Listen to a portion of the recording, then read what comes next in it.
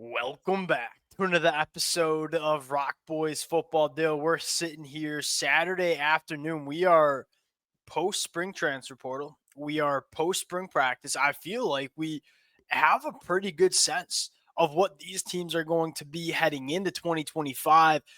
What a great time to put together the SEC power rankings heading into 2025.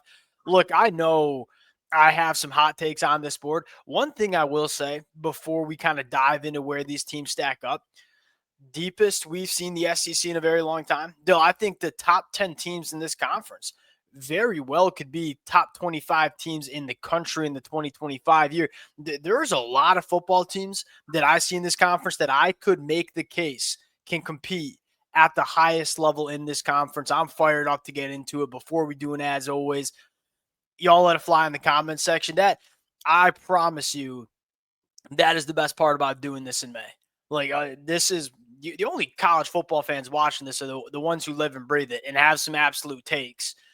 Let it fly in the comment section. Appreciate you guys rocking with it. If y'all do enjoy the content, consider subscribing to the channel. Dill, without further ado, let's get into it. I'll give you the T-box here. General takes on my list or the conference in general before we start getting nitty-gritty here. See, and I don't even think about it as much as deep. I just think it's flattened out a little bit. Like for a while, it did feel like Alabama, Georgia, they ran the show. Like it was going to be them. They'd play for the SEC title, and you'd get your like Florida in the mix once. You'd get your other teams in Tennessee, the yep. mix.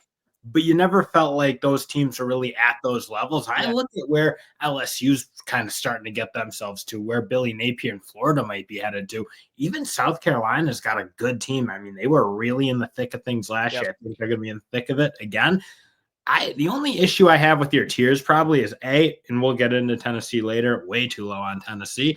And I'd probably stick South Carolina and Alabama in the title contenders because I really don't think they're that far off from teams like Georgia and Texas and LSU. So the reason I have South Carolina and Alabama in the second tier is there are some big questions you have about these football teams. If the chips fall the right way, they certainly are title contender teams.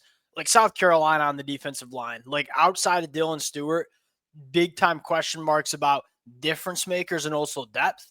And then you look at Alabama, there are certainly some question marks that you can have about that football team. I look at the first four teams and what I see on the roster and say, I don't have a ton of glaring question marks. Like you can kind of pick hairs about Arch Manning, what you think he's going to be. I think the consensus is he's going to be one of the better quarterbacks in the conference, if not the best one. Florida. That's where I want to start here. I don't think it's that hot. Texas, Georgia, LSU. I don't think those are hot takes here. I think this LSU team is extremely dangerous, by the way. The Florida team, that's probably raising some eyebrows. My elevator pitch on Florida is still the roster is good enough to win an SEC championship. The roster that Florida has with a healthy DJ Lagway can be one of the best teams in the country. Now, do we trust Billy Napier to maximize this football team, be consistent every single Saturday? That's certainly a question. Dill, I was toying around with putting Florida a little bit higher in these SEC power rankings, but I kind of trust guys like Kirby Smart, Brian Kelly a little bit more at this point. But Florida, you make no mistake about it, a team that if it comes together, they are an SEC championship caliber team. And if it was me, I'd probably put my flag on Florida being above LSU. And again, that's tight. And I love what LSU did, especially kind of getting their defense where I finally look and say, oh, that is an SEC talented defense. Yeah. You know they're going to be able to score. Garrett Nussmeier is an awesome quarterback. They have a ton of skill around them.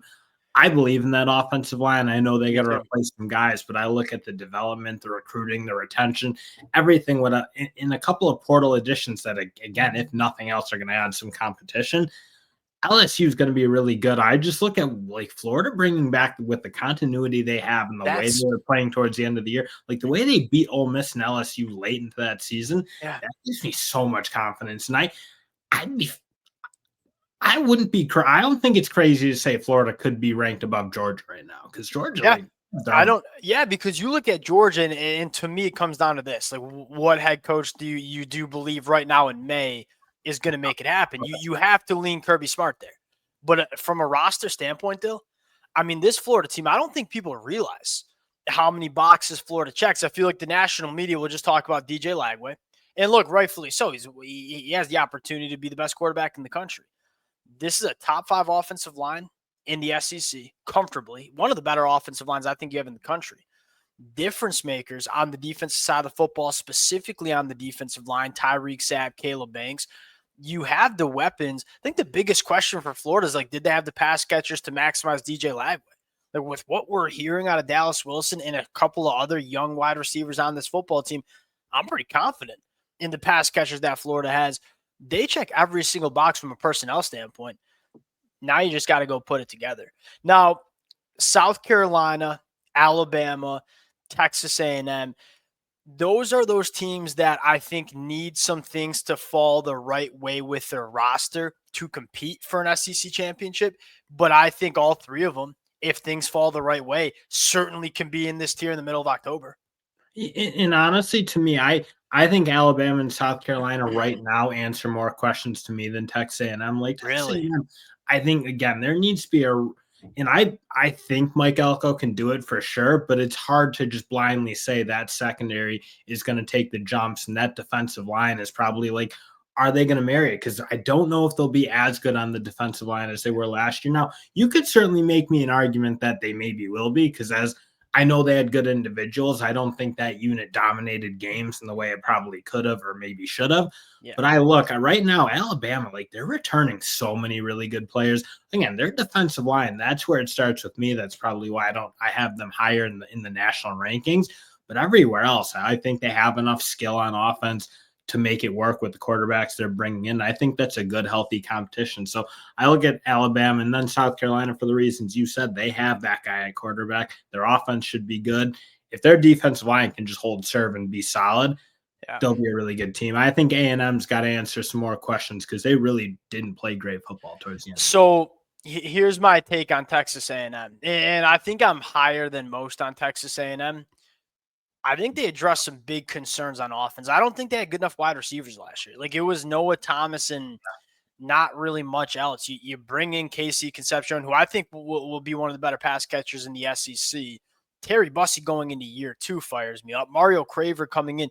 They got dudes. I think what Mike Elko did was, hey, we saw enough from Marcel Reed to go ride with him in 2025. We can build this offense better around Marcel Reed, and we give him the playmakers on the outside. I think the offensive line there's a lot of continuity. They're pretty much running it back with a really good offensive line coach in Adam Cushing. Now, can it take that step is the question mark. Tackle play has got to be better. I think that's where, like, their interior, especially on the right side, play better offensive tackle. The right side, I think Trey Zune's fine. The right side is a question mark, 100%.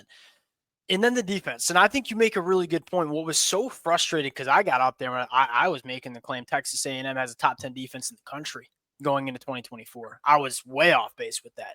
Now, the problem with the defense was much more of it's so many new football players that it just didn't come together. Like, their zone coverage was a disaster. There's very little communication in the back end, a lot of coverage busts. I think the talent's there for Texas A&M on defense. Can it come together as a unit and play better collectively is the question. And look, do you have Mike Elko's a guy I have confidence to get that done for Texas A&M going into 2025. Now, here's what's fun about the SEC, Dylan. This dark horse category. Two teams especially. Well, I'd probably throw Tennessee and we can get later. Oh, let's talk about Tennessee. I want to hear what – I mean, like, I was debating on Tennessee and the outside looking in because I got a lot. And look, the attention's going to go to the quarterback spot. And it's a question mark, right? Whenever time you add your starting quarterback that's coming in post-spring practice, that's never an ideal situation. Dill, I had question marks about Tennessee before that. Like, is the offensive line going to be as physically as imposing as we saw? You're probably going to start a true freshman at right tackle in the SEC, which is inherently a question mark. And then I look at the defense, which was a large part. I don't think people realize this. Why Tennessee made the college football playoffs last year, why they were such a good football team, had a lot more to do with that front seven than it did with the offensive side of the football.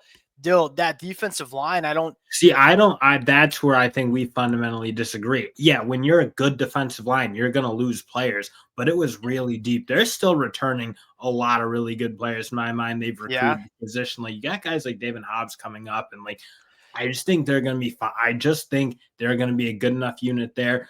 I have one big question. I think again. Can I ask one more question about the defensive line? Do you think they're going to be deep enough? Because I think that was part of the weapon that Tennessee had. Like when you run as fast as Tennessee does and you play as many snaps a game on both sides of the football, having the depth on the defensive line was a massive asset for Tennessee in 2024. You know, I'm honestly pretty comfortable for the most part. Now you'll probably need a decent like Isaiah Campbell or Jamal Wallace to play better maybe than we think they're gonna play. But they have a lot of answers there. I think their front seven is going to be just fine. I think it's going to be a really good unit. Again, they have NFL guys at both defensive end and defensive tackle. I think the linebacker room, if they can get Arian Carter playing faster and just more in command of that defense, he'll be big time. I have one question about the defense, and that's the safety spot, and it's a huge one, so it concerns me.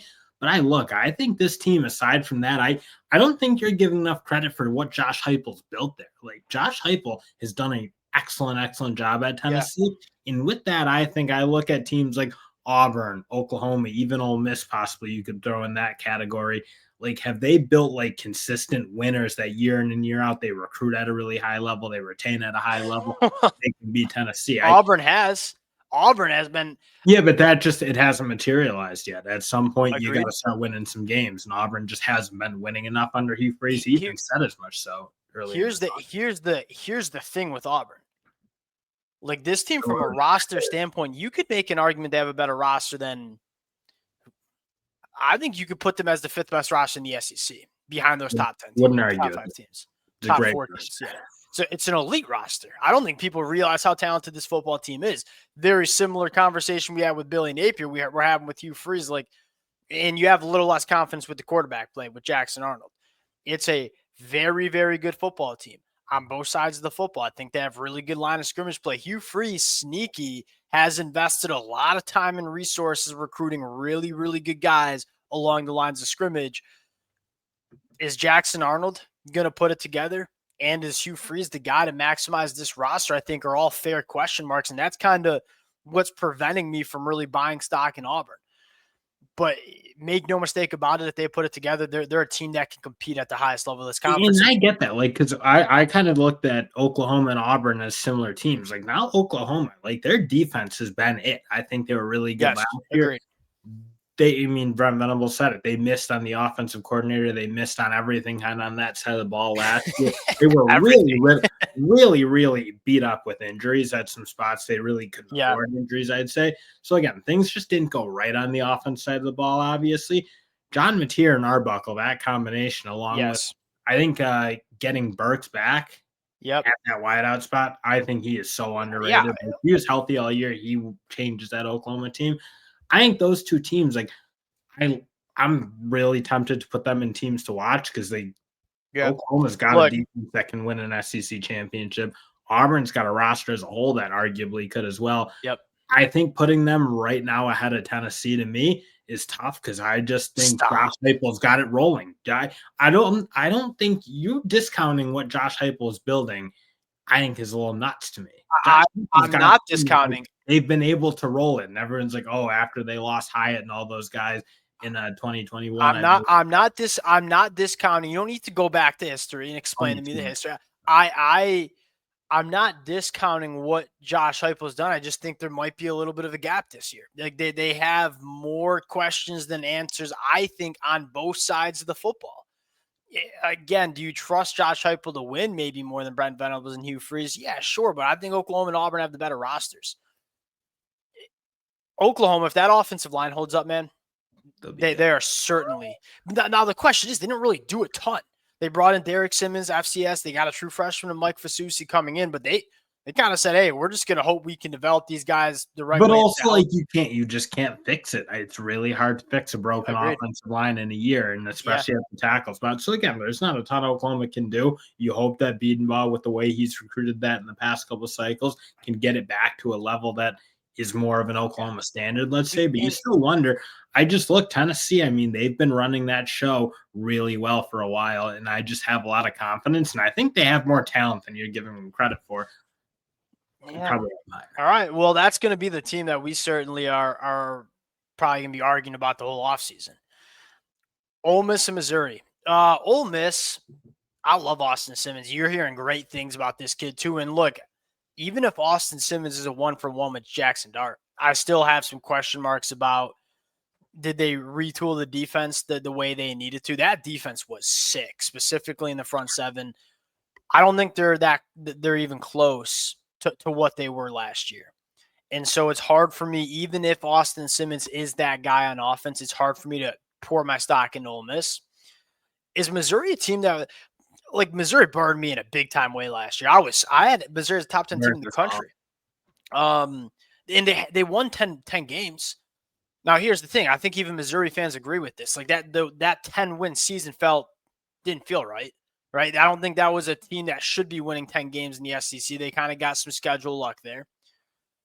But they still have some things that you like about them, and you do kind of trust Coach String to go make it happen. I mean, Damon Wilson coming from Georgia. Look, there's one thing I think you love in that defensive end room is going to get after people. Like Yes. Darius Smith coming back from injury, Damon Wilson, Zion Young, like they're going to be able to put some pressure on people. I think the secondary like is still in a really pretty good place for me. Yeah, I think I agree. decent production. The They did defense a will be little bit of salty. work.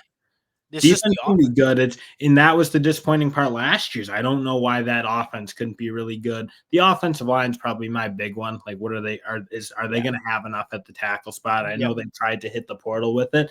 That's always kind of hit or miss, it feels like to me. And even like, is Caden Green going to play good enough ball? Like, Caden Green didn't play good to me last year. Whatever. Caden Green at guard, just plug and play him. I'm more concerned with the tackle play and Bo Prabula. Yeah, but you want like good. You want like. I think you want that offensive line to be good. When they're good, they can run the ball. But my question marks are not on the inside. They're at tackle. And maybe Bo Prabula. Here's the thing that I think we kind of sleep on is Brady Cook was like, he should have been in the hospital. And he was like kind of gutting through a lot of stuff and couldn't really use his legs the way he did in the 2023 year. Bo Prabula can. We know that. We don't really know how good of a passer he is yet. And it's not like I'm saying he can't. We just don't know. It's a hard team to buy a ton of stock in, but there is an element of like maybe we're sleeping on the Missouri Tigers a little bit. Outside looking in, Arkansas. I mean, Vanderbilt and Kentucky. I just like Vanderbilt's I don't think I don't know if I would discount Vanderbilt like I used to. I just put them in the final tier. No, I agree. I think most people feel that way. And here's my thing: is I feel like Vanderbilt snuck up on people last year, and you probably didn't. You're probably prepping for the game after that Saturday a little bit more than you were prepping for Vanderbilt, and Vanderbilt was a little bit more of a salty team than we thought. I don't think people are going to do that this year, so I think Vanderbilt might struggle there. Diego Pavia is an electric factory, though. Arkansas, like Petrino, Taylor Green, like that. The ceiling's high for Arkansas. It's a roller coaster here. But the ceiling's high. They have to replace some really good wide receivers. And my issue, but their turnover on offense was really like their offensive line. How many guys are going to lose? And they have some good guys coming back. Like Carmona's an awesome player. He's awesome. They're turning that roster over a little bit too much for my liking. And they had some good players, but they got to get a little bit better of a system to keep guys on the roster, in my opinion, before I can like really buy into the program. Yeah, it was weird to see how many like legitimate starters transferred out of that program after the year. But Taylor Green, Bobby Petrino year two, like that's exciting. Kentucky, I think Kentucky's lost the identity that they had when they were a really salty team in the game. And I'm gonna stop using the word salty because I feel like I've used it 5 times in the last 3 minutes. But Kentucky used to be a team that you kind of knew what they were going to be, and you kind of knew they probably weren't SEC championship level, but you always knew they were going to be solid. You kind of lost that blind confidence with Coach Stoops. And I look at the roster and say, like, all right, what's the identity? Well, what do you want to do every single Saturday, win football games? Then Mississippi State. It's not an SEC roster at this point. And we'll see if Coach Levy can get it going. And there are some sneaky storylines that are kind of bubbling up for Mississippi State, but they need another full year of retooling this roster before you're competing at the middle of that SEC level. Deep. I mean, you're talking about a team like Tennessee. in my power rankings in the back half. Like that tells you how deep I think this conference is. We'll pause there. Appreciate you guys rocking with it. If y'all do enjoy the content, consider subscribing to the channel. Appreciate you guys, and we'll talk to y'all later.